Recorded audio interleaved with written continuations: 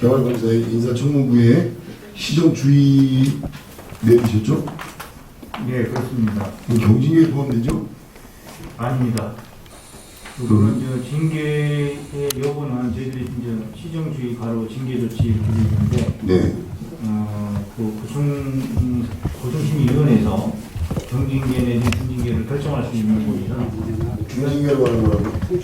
아니, 저희들이 중징계나 경징계를 명시를 안 했다는 말씀이고요. 그러니까 징계 수위를 그러면 우리 감사관실에서 예. 그 감사원 감사까지 하고 네. 하다가 우리 저 도로다가 위반됐잖아요 다시. 예, 그렇습니다. 그쪽에서 처분이 안 나온 거죠 아직?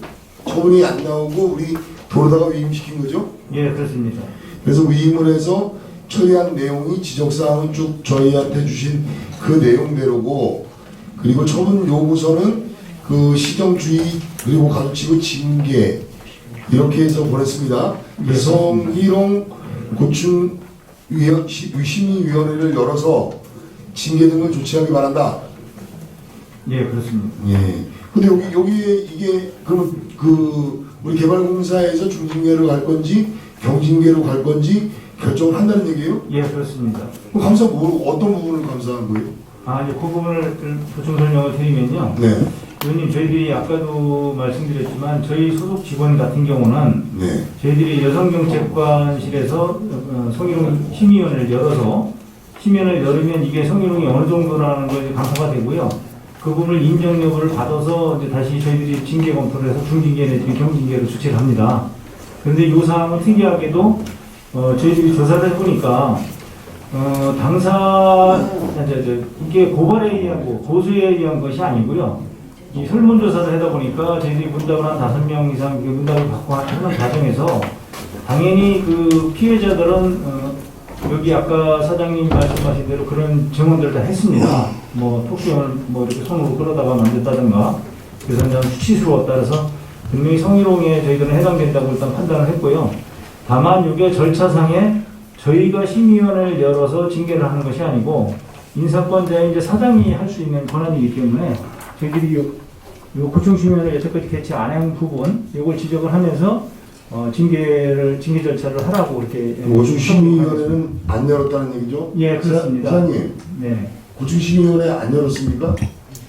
그 인사위원회를 앞으로 할 계획입니다. 아니 인사위원회를 하는데요. 고충심의위원회 열게끔 돼 있고 여기 지금 제출해 주신 그 성희롱 예방 지침의 내용에도 20일 내에 열게 돼 있고, 예. 그죠? 그 지금 사장입니다. 저희 도에서 의견이 왔기 때문에 저희들이 이제 날짜를 잡았습니다. 그래서 성희롱 고충처리 심의위원회를 11월 27일 날 날짜가 확정돼서 그날 개최하기로 되어 있습니다. 감사합니다. 이거 언제 자료 보내주셨어요? 저희들이 처분 요구한 것은 10월 6일입니다. 10월 10일이요? 11월 10일입니다. 11월 10일이요? 예, 감사원에서 저희들이 이첩받은 게 이제 10월 6일이고요. 자, 사장님, 그 조사는 이게 우리 감사관실에서 처분 내용을 이렇게 징계하라고 내려온 뒤에 20일이 아니에요. 여기 보면은 이 성희롱 성폭력 고충에 관한 조사는 원하는 피해자가 그리고 그 대리인이 고충 상담을 참고해 조사 요청할 수 있으며 이 상담원은 지체 없이 조사 신청을 접수하고 필요한 경우 담당 부서의 조치를 의뢰할 수 있다. 그럼 이 사안이 그 어쨌든 조사를 하다가 전수조사를 Y에 시킨 거 아니에요? 그죠? 지금 저희 같은 경우는 그 피해자가 요청한 바는 없습니다. 그래서 이제 도에서 또 감사원에서 처분 요구가 오면은 그에 따라서 저희들이 조치하려고 준비를 하고 있었고요. 요번에 이제 행정사무 감사 일정과 겹쳐서 날짜는 조금 늦춰진 상태로 있습니다. 이게 언론 보도가 언제 나왔죠? 그 3대 감사관 이야기입니다. 저희들이 아까 인지 시점을 말씀드렸고요. 7월 14일 날 저희들이 이제 인지를 확실히 해서 이건 성희롱에 해당되는 걸로 저희들은 판정을 해서 그러니까 그리고 나서 7월 23일 날 3개 방송사에서 보도가 됐고요. 7월 24일 날 7개 신문사에서 보도가 된 이 거예요. YS 통보받은 게 언제입니까? 통보 받은 것은 그거는 이제 저희들이 그 6월 8일 날 성희롱 실태 조사 결과를 YWC에서 저한테 얘기를 해서 어떻게 조치할 것인가 거기에서 상의를 했었습니다. 그 6월 8일입니다. 8일 날. 근데 이 6월 8일 날 이 내용을 Y에서 봤고요. 예. 이 일정 이 전수조사는 5월 6일부터 15일까지 했습니까? Y에서 예. 5월 6일에서 15일 사이에 했었습니다. 6월 8일 날 받았는데 예. 이때 사장님이 조치하신 건 어떤 내용이죠? 그에 따라 가지고 그 여직원들하고 그 여직원들이 원하는 내용들의 의견을 수렴했습니다. 자, 이 언론 보도된 이후에 그러니까 6월 8일부터 그 우리 감사관실에서 알게 된 게 7월 23일이에요. 그죠? 예. 감사관님 7월 23일이죠? 그런데 저희들은 인지 시점은 7월 14일이고요. 7월 14일이요? 네, 언론 보도가 이제 23일 날 저 감사관실을 취재로 들어와서 3개사에서 이제 방송이 됐던 상황입니다. 네, 그러면 우리 도에서 인지한 게 일단 한 달이 넘은 상황에서 인지를 했고요. 그러면은 우리 감사관실에서 7월 14일까지 인지되기 전에 그 사장님은 그러면 그 직원들하고 대화를 하면서 어떤 부분을 조치를 하셨다는 얘기예요? 그 여직원들의 요구사항이 세 가지가 있었습니다. 그 첫째가 이제 행위자를 청년감사팀장에서 겸직 해제해달라. 그리고 행위자 자비로 성희롱 인식 개선 교육을 받도록 해달라. 그리고 피해자의 신상이 특정되지 않도록 해서 인사 발령을 해달라. 이렇게 세 가지 요구가 있었습니다. 그래서요. 거기에 따른 조치를 그에 따라서 했습니다. 그래서 언제 인사하셨어요? 그 인사 조치는 7월 22일 날 이제 그 청년감사팀장이 해제하면서 7월 22일 날이요? 예 그때 이제 저 음성으로 이제 전출을 보냈습니다. 자, 그러면 이거는 그 사장님 7월 23일 날 언론 보도가 나왔어요. 예. 이 보도가 지금 시작되고 나니까 인사 조치하신 거예요? 그거는 이제 그 청년감사팀장 해제하고 인사 발령된 건 그렇고요. 여직원이 신상이 특정되지 않은 인사 발령을 요청한 거는 그 신입사원들하고 같이 인사 발령을 하는 게 특정인을 특정하지 않는 모습이 될 수 있기 때문에 7월 초에 신입사원들하고 같이 인사 발령을 했습니다. 아니, 그러니까 여기 피해자 보호 및 비밀 유지에 관한 부분에 보면요, 우리 개발공사 성희롱 성폭력 예방 지침 처리 내역에 보면은 사장은 피해자와 피해를 주장하는 자의 의사를 고려하여 행위자와 업무 분장과 업무 공간을 분리하고 휴가 등 피해자의 신변을 보호해야 한다 라고 되어 있습니다. 여기에서 그럼 6월 8일 날 인지하시고 예. 그리고 인사가 22일 날 됐습니다. 그거는 이제 가해자가 그랬고요. 피해자는 7월 초에 인사 발령을 냈는데요. 우리 사장님 4대 폭력 기본 교육 받으셨어요? 아. 직장 내 이거 받게 돼 있지 않습니까? 양성 효능 기본법에. 보고에서 여직원한테 네. 그 인사를 빨리 해줄까라고 물어봤습니다. 근데 여직원은 그 정기 인사 때 같이 했으면 좋겠다는 의사를 저한테 표명했기 때문에 아니 사장님 이거 성희롱 성폭력 저기에 보면은 즉시 분리 조치로 돼 있는데 분리 조치 하셨어요? 안 하셨잖아요. 그 당사자가 원치를 않았었습니다. 그래서 당사자가 한 명이에요? 일단 같은 부서에 근무하는 당사자는 한 명 있습니다. 와, 이 참 성인지 감수성이 없으신 건지 그 사장님 4대 폭력 기본교육 받으셨어요? 예, 의무교육 예. 직접 받으셨어요? 아니면은 직원이 대리로 받은 거예요? 저는 이거를 지금 의원님들께서 여태까지 주장하셨는데 이 즉시원리 원칙이에요. 어떻게 같은 공간에 있습니까?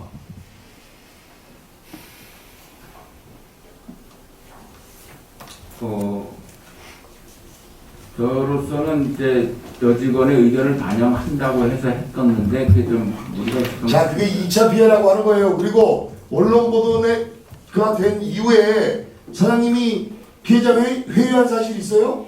없습니다. 없어요? 예. 이 피해자의 고충을 생각할 때 이 2차 PM이 피해자 권리 행사를 방해한 거예요. 제가 보기에는. 예?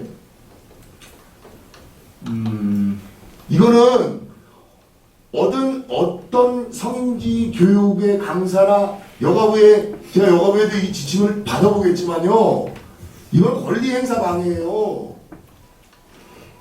피해자는요 즉시 분리가 돼야 됩니다.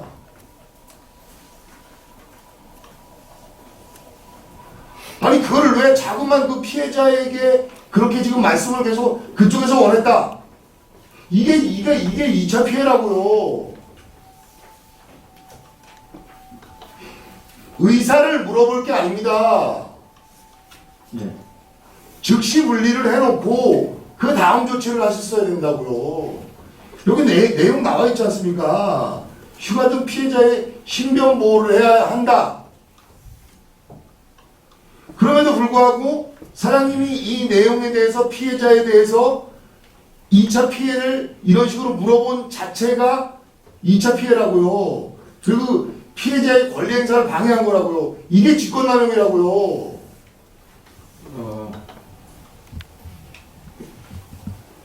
잠깐 변명이 될 수 있겠습니다만 그에 관련해 가지고는 뭐 피해자 자신뿐 아니라 여직원들 대표와 여직원들 의견 수렴을 해서 그들이 원하는 대로 저는 처리해 준다고 했던 자, 것이 그럼 이렇게 합시다. 사장님이 지금 이렇게 말씀하신 부분 네. 위증 아니시죠? 아닙니다. 그럼 여기에 그 성희롱 전수조사에 대해서 나와 있는 부분 예. 제가 직원들 만나보겠습니다. 예. 회의하지 마십시오. 이건 분명히 제가 짚고 넘어갑니다. 예, 알겠습니다. 이거는 어느 이 관이고 관공서고 우리 산하기관 공공기관에서도 어떻게 사장님이 계속 그 대답을 가지고 반복하십니까? 알겠습니다. 그 내용은 제가 확인해 보도록 하겠습니다. 예.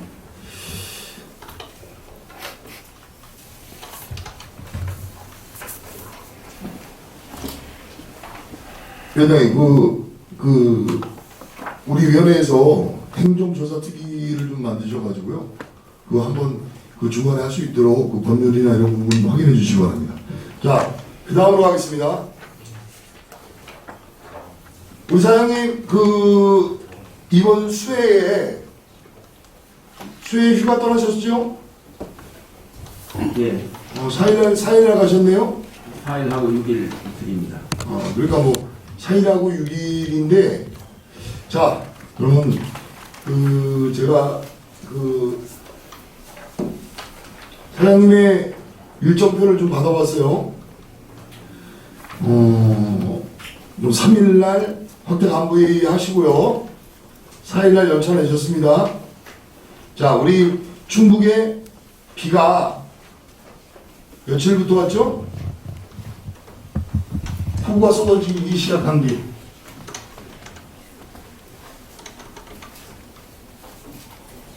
한 일주일 전부터 계속 왔던 것 같습니다.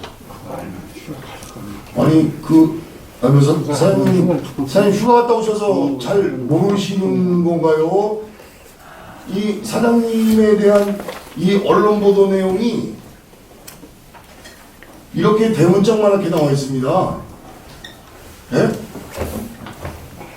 나홀로 휴가 또한 이상철 충북공사 사장 제정신이냐 동양일보 타이틀 제목이에요. 자, 저는 그 도민의 눈높이에서 한번 여쭤보겠습니다. 자, 8월 1일부터 300mm 이상의 폭우가 쏟아졌습니다. 충주시와 제천시 일원에는 우리 공사구간 있죠? 예. 자, 도로 유실, 제방 붕괴, 산사태, 그리고 주택 및 농경지 침수 등 광범위한 피해가 일어났고요. 그러면 그 확대 간부 회의에서 그 이게 30일서부터 비가 오기 시작했어요. 근데 이날 지사님은 어떤 부분을 확대 간부 회의에서 지시하신 거로 기억나시나요?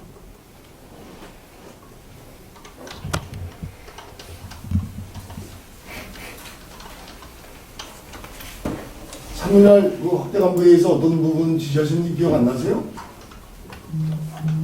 간부에 참여하셨죠? 네.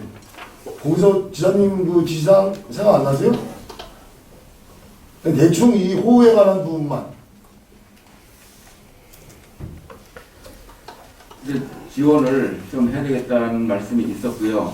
그래서 저희들도 지원을 하고 있는 상황이고요.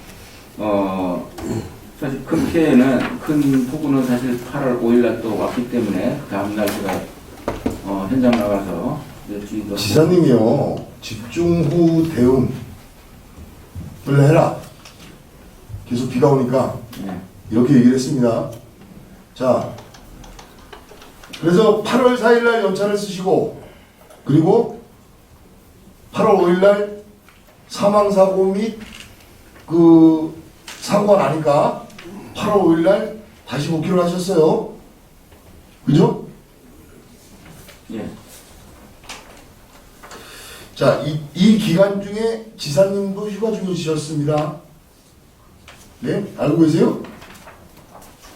지사님은 휴가 반납하고, 제가 이 지사님 일정 표하고 사장님 일정 들고 왔어요. 네. 네?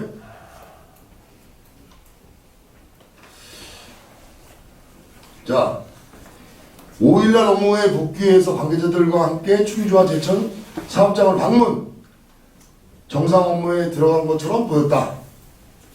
이날 오전 11시쯤 제천 3산업단지 도착, 산단 피해 상황, 복구 등 필요한 브리핑을 듣고 현장 직원들과 점심을 한 뒤 동충주 산업단지로 향했다.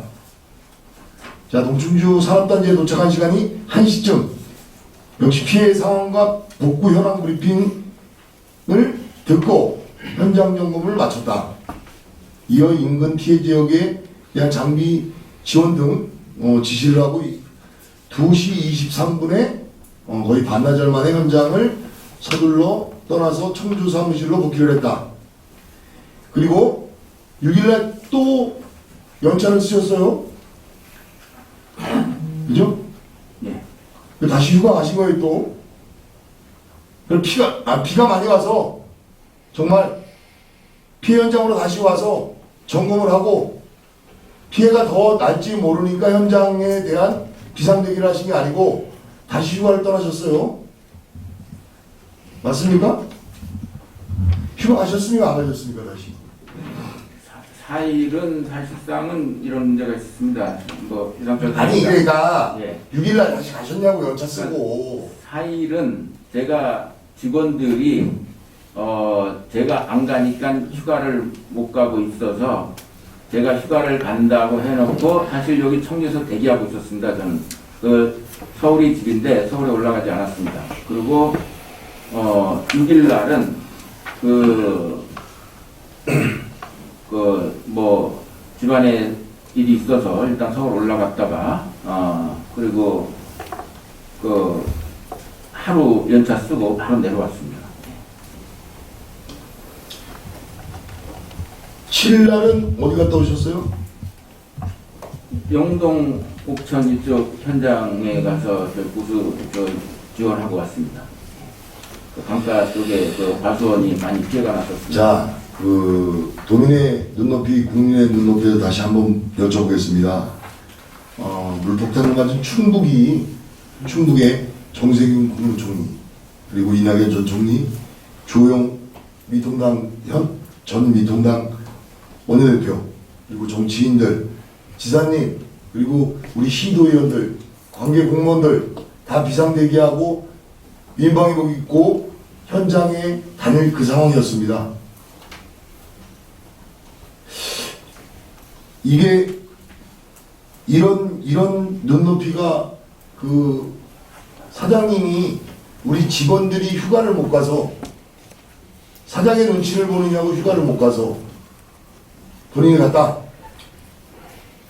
청주 관사에 대기하고 있었습니다. 근데 왜 그런 관사에 대기하고 계시고 하는데 이렇게 언론들이 난리를 쳐가면서 사장님을 공격했을까요? 예? 왜 그랬을까요?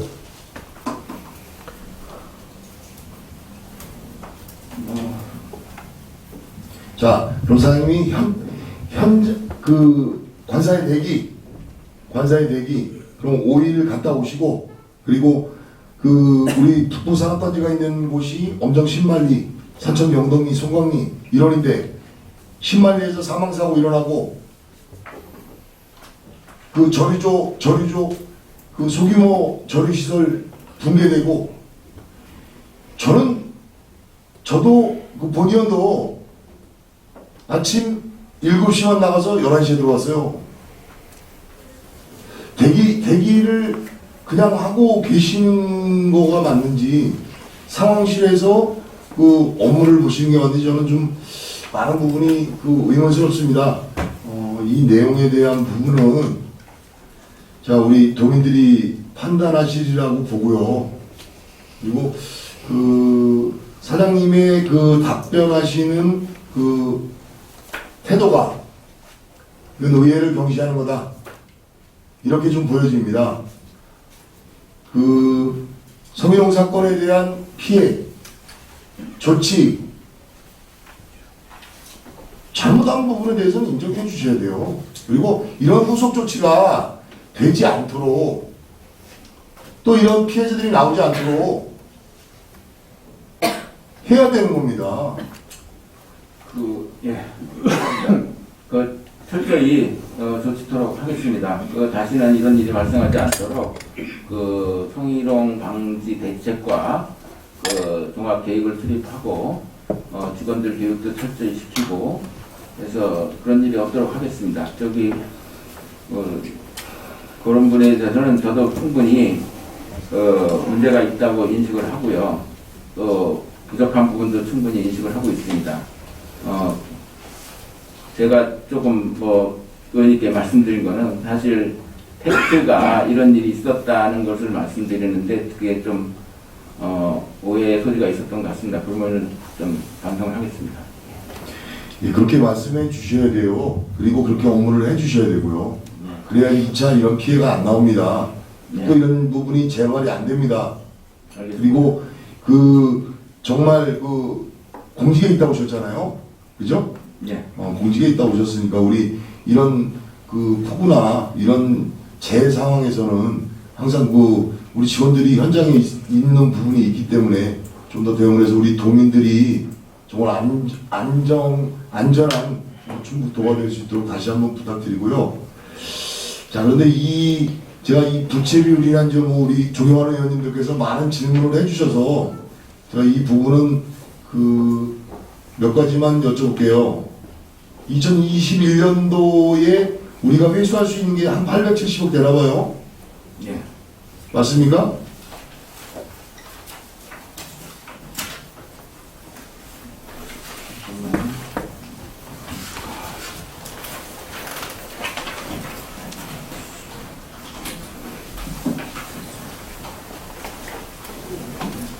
예.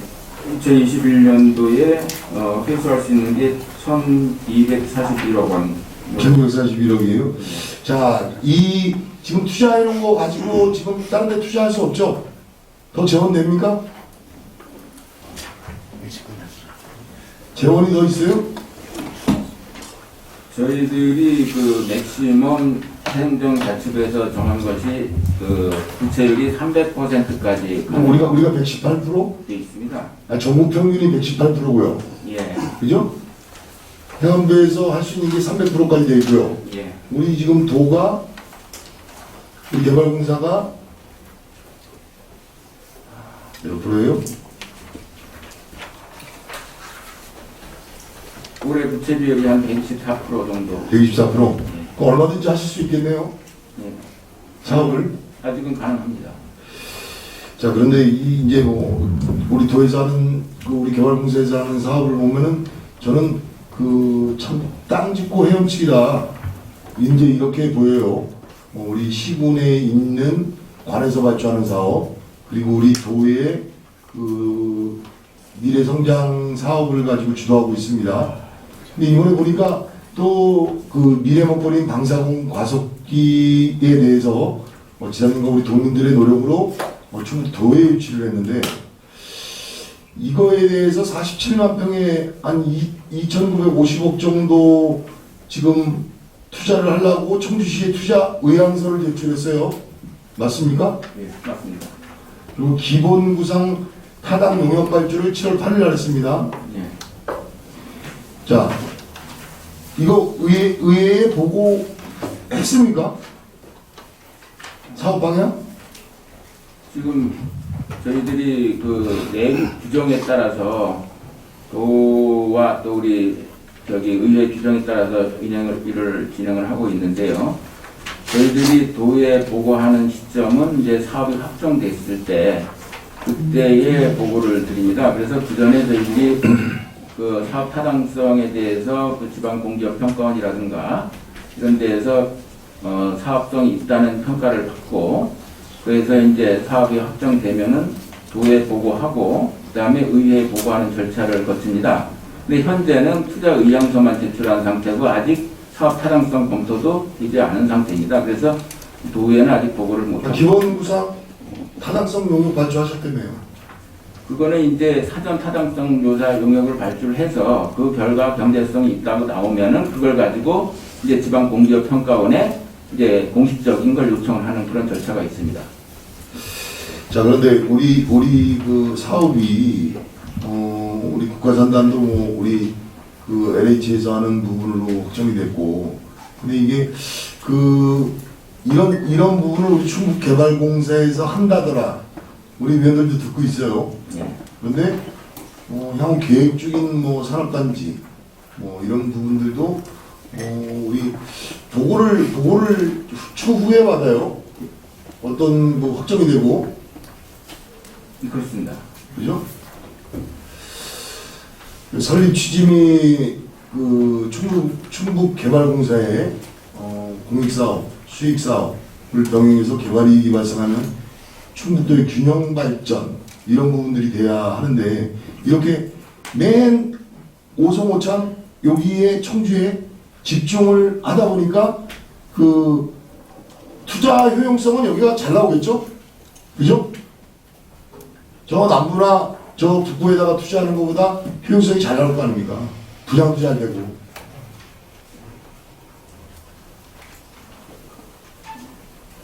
이정표 사장입니다. 말씀드리겠습니다. 지금 오창 이걸 방산가속기 그 옆에 하는 것은 순수하게 산업단지입니다. 네. 저희들이 수익을 내는 거는 그 상가라든가 택지라든가 이런 데는 수익이 나는데 그 산업단지 자체는 수익을 최대 5% 이하밖에 할 수 없고요.